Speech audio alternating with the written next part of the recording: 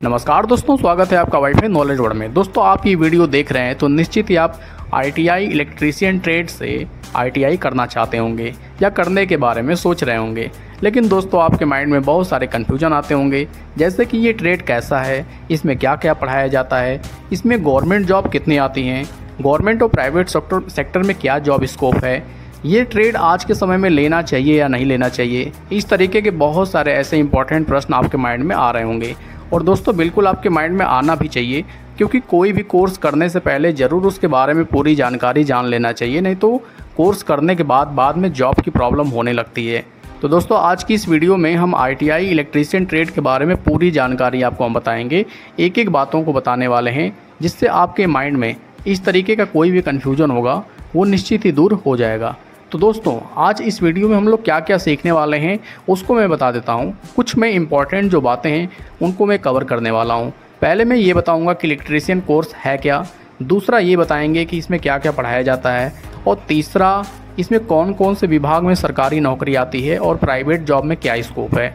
चौथी बात ये हम बताने वाले हैं कि क्या यह ट्रेड आज के समय में लेना चाहिए या नहीं लेना चाहिए। तो दोस्तों, इस वीडियो पे आगे बढ़ते हैं। तो दोस्तों, ITI इलेक्ट्रीशियन ट्रेड एक टेक्निकल कोर्स है जो कि 2 साल का होता है, और इसमें कुल 4 सेमेस्टर होते हैं, यानी हर साल आपको 2 सेमेस्टर पढ़ने होते हैं। दोस्तों, इसकी अगर फ़ीस की बात करें तो गवर्नमेंट कॉलेज की फ़ीस बहुत ज़्यादा नहीं होती है, 2-3 हज़ार रुपये में कंप्लीट हो जाता है। लेकिन आप प्राइवेट से करते हैं तो अलग अलग कॉलेज में अलग अलग फ़ीस होती है। 25 से लेकर 35 हज़ार रुपये में आपका पूरा एक कोर्स प्राइवेट कॉलेज से कंप्लीट हो सकता है।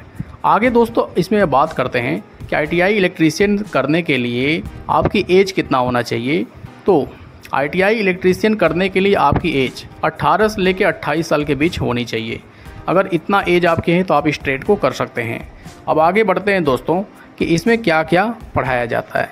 तो देखिए दोस्तों, ITI इलेक्ट्रीशियन ट्रेड एक बहुत ही शानदार ट्रेड है, और इसमें आपको इलेक्ट्रिसिटी से रिलेटेड बहुत सारी बातों को पढ़ाया जाता है। जैसे कि पहले आपको बेसिक इलेक्ट्रिकल इंजीनियरिंग की नॉलेज दी जाती है, जिसमें आपको विद्युत के जो बुनियादी सिद्धांत है, जैसे कि वोल्टेज, करेंट, रेजिस्टेंस और जो पावर होती है, इसके बारे में आपको बेसिक से समझाया जाता है। वहीं इसमें इलेक्ट्रिकल ड्राइंग भी पढ़ाई जाती है, जिसमें आपको इलेक्ट्रिकल सर्किट और योजनाओं को बनाना और करना सिखाया जाता है।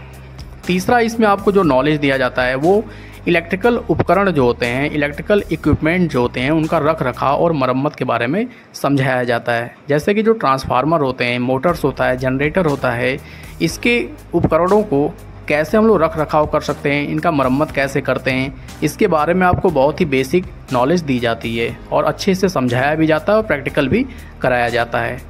चौथे नंबर पे आपको वायरिंग और इंस्टॉलेशन के बारे में समझाया जाता है। जैसे कि आप घरों में वायरिंग कैसे होती है, किस तरीके से वायर को जोड़ना होता है, क्या क्या सुरक्षा मानक होते हैं, कितने तरीके की वायरिंग होती है, वायरिंग करते समय क्या क्या बातों का ध्यान रखते हैं, ये सारी बातें आपको सिखाई जाती हैं। 5वें नंबर पे आपको सुरक्षा और सुरक्षा के उपाय के बारे में समझाया जाता है। जैसे कि विद्युत कार्य के दौरान जो सुरक्षा उपाय और मानकों का पालन करना होता है, उसके बारे में बताया जाता है। विद्युत उपकरणों का सुरक्षित उपयोग भी आपको समझाया जाता है।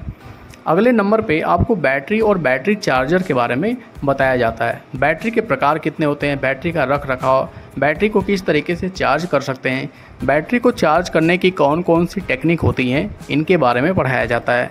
उसके बाद अगले नंबर पे आपको डोमेस्टिक एप्लायंसेज के बारे में बताया जाता है। जैसे घरेलू, जैसे पंखे हुआ, मिक्सर हुआ, वॉशिंग मशीन हुआ, इनकी मरम्मत कैसे की जाती है, इनका रख रखाव कैसे किया जाता है, कैसे इनका बढ़िया उपयोग किया जा सकता है, इन सब बातों को बताया जाता है। दोस्तों, नेक्स्ट नंबर पे आपको मशीन वाइंडिंग के बारे में समझाया जाता है। जैसे कि इलेक्ट्रिकल मोटर होता है, उसको कैसे वाइंडिंग की जाती है, अगर वो जल जाता है तो उसकी वाइंडिंग, रीवाइंडिंग और उसकी रिपेयरिंग कैसे की जाती है, इन सब के बारे में आपको बहुत अच्छे से समझाया जाता है।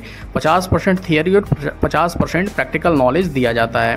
सोलर PVC सिस्टम को भी आपको समझाया जाता है, यानी सोलर पावर किस तरीके से इंस्टॉल किया जा सकता है, कैसे इसका उपयोग किया जाता है, इनके बारे में भी आपको जानकारी दी जाती है। और इसी के साथ अगले नंबर पे आपको इलेक्ट्रॉनिक्स के बारे में बताया जाता है। जैसे कि जो इलेक्ट्रॉनिक्स के कौन कौन से कंपोनेंट होते हैं, डायोड, ट्रांजिस्टर, रेक्टिफायर और इलेक्ट्रॉनिक सर्किट के बारे में आपको बहुत बेसिक नॉलेज दिया जाता है, जिससे आप कार्य एफिशिएंट हो सकें।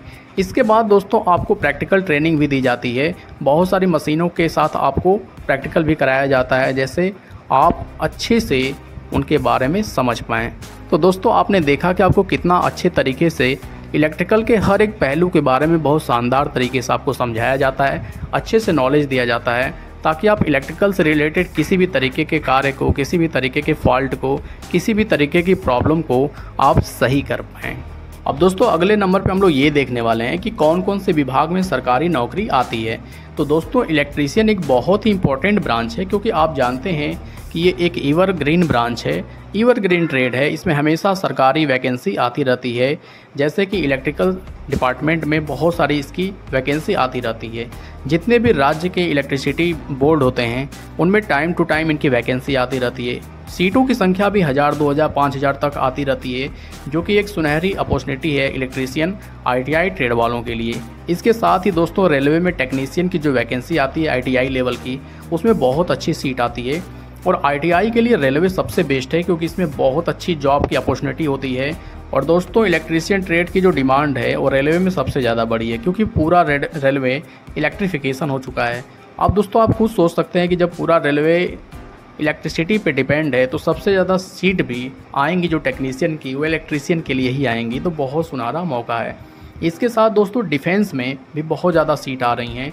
आर्मी और नेवी में टाइम टू टाइम जो इलेक्ट्रीशियन की वैकेंसी है ये आती रहती है, क्योंकि दोस्तों आर्मी और नेवी में बहुत सारे ऐसे इलेक्ट्रीशियन वाले वर्क होते हैं जिनके लिए इलेक्ट्रीशियन टेक्नीशियन की वैकेंसी टाइम टू टाइम आती रहती है। और दोस्तों अगले नंबर पे बात करें तो जो मेट्रो कॉरपोरेशन है, आप किसी भी मेट्रो को उठाकर देख लीजिए, चाहे दिल्ली मेट्रो की बात करें, MP मेट्रो की बात करें, बेंगलोर मेट्रो की बात करें, चाहे जयपुर मेट्रो या लखनऊ मेट्रो, किसी भी शहर की जो मेट्रो ट्रेन होती है उसमें सबसे ज़्यादा वैकेंसी इलेक्ट्रीशियन ITI वालों के लिए ही आती है। यहाँ भी बहुत अपॉर्चुनिटी है।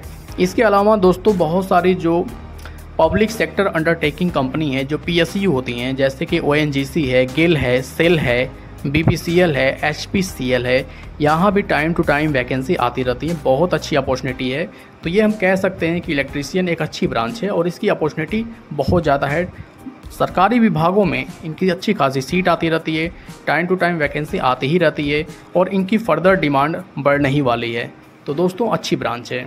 प्लस आगे हम ये बात करेंगे कि क्या यह ट्रेड लेना चाहिए या नहीं। तो दोस्तों एक चीज़ देखिए, किसी भी ट्रेड को लेने या ना लेने का मतलब ये होता है कि पहले हम ये देखेंगे कि इस ट्रेड को करने के बाद हमको जॉब मिल रही है कि नहीं। आपने देखा है कि सरकारी सभी लगभग जो विभाग होते हैं, मैक्सिमम जो सरकारी विभाग हैं उसमें ITI इलेक्ट्रीशियन की वैकेंसी आती रहती है। यहाँ तक कि जो म्यूनिसिपल कॉरपोरेशन होता है, नगर निगम होता है, इसमें भी ITI इलेक्ट्रीशियन ट्रेड की बहुत अच्छी सीट आती है। तो एवरग्रीन ब्रांच है दोस्तों। अगर प्राइवेट सेक्टर की बात कर लें तो बहुत सारी प्रोडक्शन कंपनी है, बहुत सारी कंस्ट्रक्शन कंपनी है, क्योंकि कंस्ट्रक्शन साइट पे जितना इलेक्ट्रिसिटी का प्रबंध होता है इलेक्ट्रीशियन को ही देखना होता है, तो वहाँ भी इनकी बहुत अच्छी पकड़ है। अब आप देख सकते हैं कि प्राइवेट और गवर्नमेंट दोनों ही सेक्टर में बहुत अच्छी इनके लिए अपॉर्चुनिटी है, बहुत अच्छी वैकेंसी आ रही हैं।